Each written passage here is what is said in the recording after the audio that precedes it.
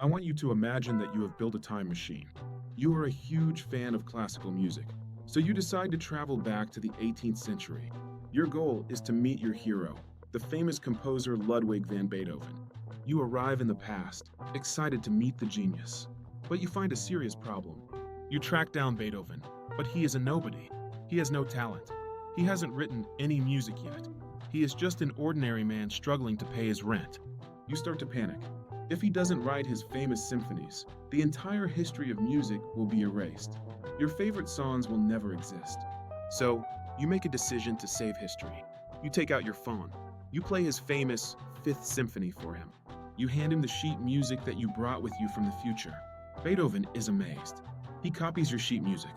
He publishes it under his own name. He becomes famous. History is saved, and you return to the future. But here's the problem.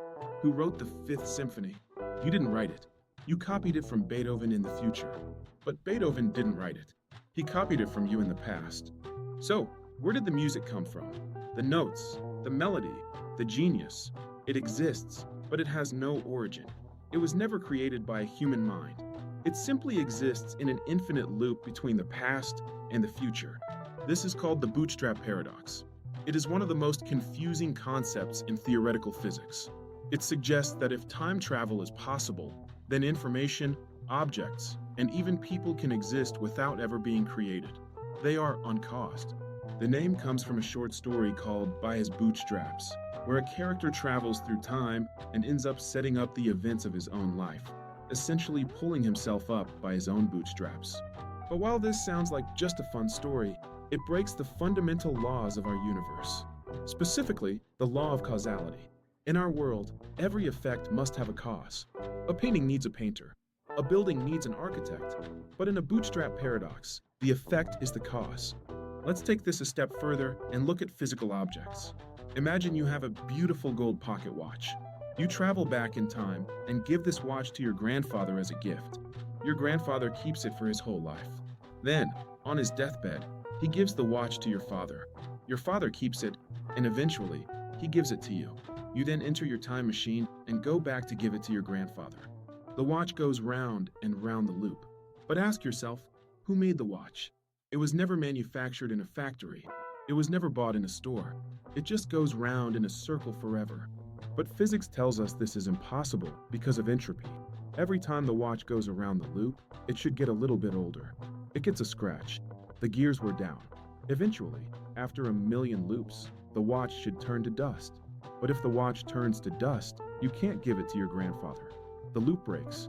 This implies that for a bootstrap paradox to work, the object must be immune to time itself. It must be indestructible. This gets even stranger when we apply it to genetics. Imagine a time traveler goes back to the past, meets a woman, and they have a child. That child grows up to become the time traveler's father. This means the time traveler is his own grandfather. Biologically, this is a nightmare. Where did his DNA come from? Half of his genetic code comes from his mother, but the other half comes from himself. His genetic information is a closed loop, having no origin in the evolutionary chain. He is a biological impossibility. Scientists and philosophers have argued about this for decades. Some believe this proves time travel is impossible. They say the universe has a self-correction mechanism that would prevent these loops from happening. Maybe the time machine would malfunction. Maybe the sheet music would burn before you could give it to Beethoven. But others believe in the block universe theory. They believe that the past, present, and future all exist simultaneously, frozen like a block of ice. In this view, the loop has always existed. Beethoven always received the music from the future.